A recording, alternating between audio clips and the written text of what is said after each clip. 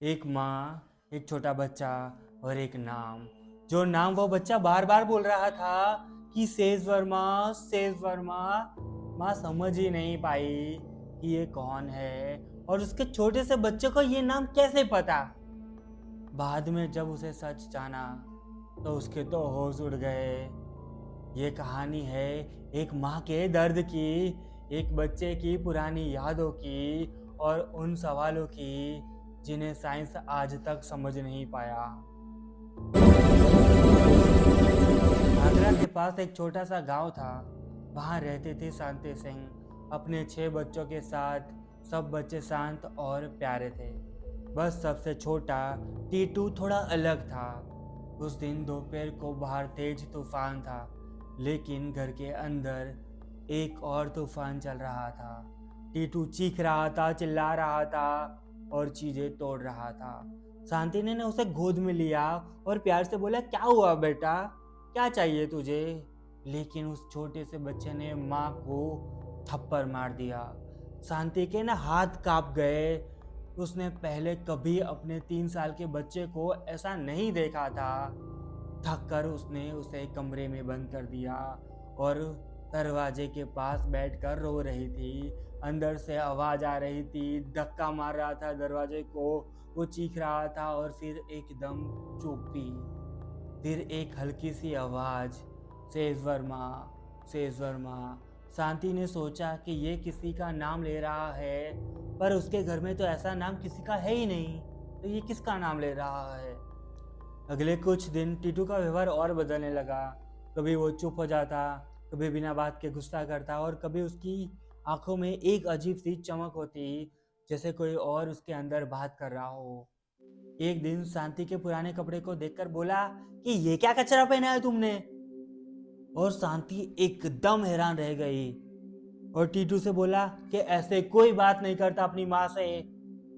टीटू गुस्से में बोला, मैं कोई छोटा बच्चा नहीं हूँ, मैं एक आदमी हूँ। शांति समझ ही नहीं पाई कि 3 साल का छोटा बच्चा किसी से ऐसे बात कैसे कर सकता है। उसके हाथ के इशारे, उसका बोलने का तरीका सब किसी बड़े आदमी के जैसा लग रहा था। डॉक्टर को बुलाया और डॉक्टर बोला कि शारीरिक सब ठीक है, शायद मानसिक स्ट्रेस हो। पर शांति जानती थी कि ये कुछ और था। एक दिन जब टीटू बस में बैठा था तो उसने गुस्सा करके बोला कि मैं बस में नहीं जाता, मैं तो कार में जाता हूँ। शांति हैरान रह गई। गांव में किसी के पास कार नहीं थी। उसने पूछा, टीटू तुम्हें कार के बारे में कैसे पता। टीटू ने कहा, मेरे घर के बाहर कार होती थी, मैं रोज उससे ऑफिस जाता था। कैसा ऑफिस, शांति ने पूछा। टीटू बोला, मैं रेडियो बेचता था आगरा में। शांति के पैरों तले से जमीन खिसक गई। एक 3 साल के बच्चे को ये सब कैसे पता हो सकता है और ये कैसे जानता हो सकता है वो। उस दिन के बाद टीटू रोज कहने लगा, मुझे आगरा जाना है, वहाँ मेरी दुकान है। शांति उसे रोज संभालती, लेकिन उसी रात टीटू ने नींद में बोला, मुझे गोली मत मारो, मैं पैसे दे दूंगा, मत मारो। ये सुनकर शांति रो पड़ी। एक माँ के लिए अपने बच्चे को ऐसे देखना बहुत ही ज़्यादा मुश्किल होता है। 2 दिन बाद एक काली अम्बेसडर कार उनके घर के बाहर रुकती है। उसमें से कुछ लोग उतरते हैं, एक लाल साड़ी वाली औरत, 3 सूट पहने आदमी और एक बूढ़ा कपल। शांति ने समझ ही नहीं पाई कि ये कौन है, पर जब टीटू ने उन्हें देखा, वो चिल्ला पड़ा कि माँ, पापा, भाई। और लाल साड़ी वाली औरत रो पड़ी। वो थी उमा वर्मा और उसके साथ थे शेष वर्मा का परिवार। टीटू भाग के उमा के पास गया और माँ, और तुम उमा हो ना, मैं तुम्हारे लिए मिठाई लेने गया था, पर मुझे गोली मार दिया गया। सब लोग शौक में। एक छोटे बच्चे को कैसे पता कि उसके पति को गोली मार दिया गया था। शांति ने तुरंत टीटू के कान के पीछे के बाल काटे और वहाँ एक छोटा सा दाग था, बिल्कुल वैसा जैसे किसी को गोली मारी गई हो। मारो पड़ी। यही था, मेरे से इसके सर के पीछे भी ऐसा ही निशान था।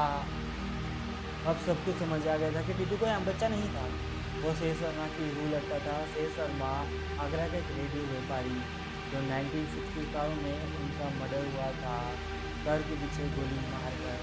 टीटू ने जब उनके घर की फोटो देखी तो बोला, यहाँ तो हम रेडियो रिपेयर करते थे और यहाँ मिठाई रखी होती थी।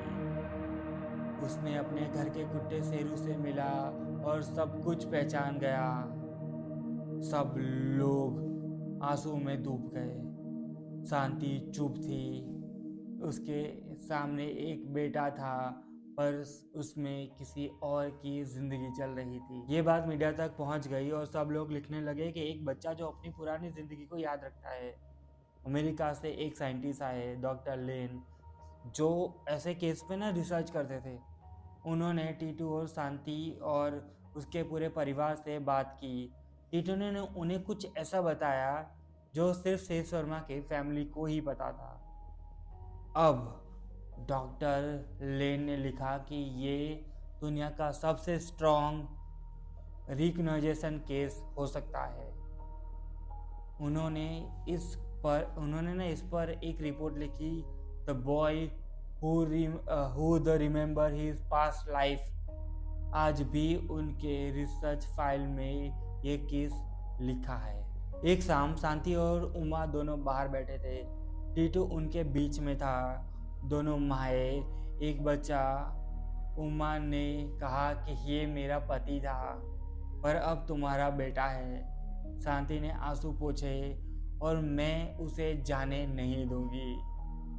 टीटू ने ना दोनों के हाथ पकड़े, मैं दोनों का हूँ। सब चुप हो गए। किसी के पास कहने को कुछ नहीं था। उस दिन सब समझ गए कि कुछ रिश्ते और कुछ कहानियाँ समझ में नहीं आ सकती, सिर्फ महसूस कर सकते हैं। टीटू या शेर शर्मा क्या सच में अपनी पुरानी जिंदगी जी रहा था, या ये सब एक माँ के दर्द का सपना था? साइंस के पास जवाब नहीं, पर एक बात सच है कि कुछ कहानियाँ दिल से जुड़ी होती है और उनके जवाब सिर्फ दिल से ही आ सकते हैं। आपको ये वीडियो पसंद आई है तो प्लीज़ लाइक कीजिए, शेयर कीजिए, सब्सक्राइब कीजिए। मिलते हैं अगले वीडियो में। बाय।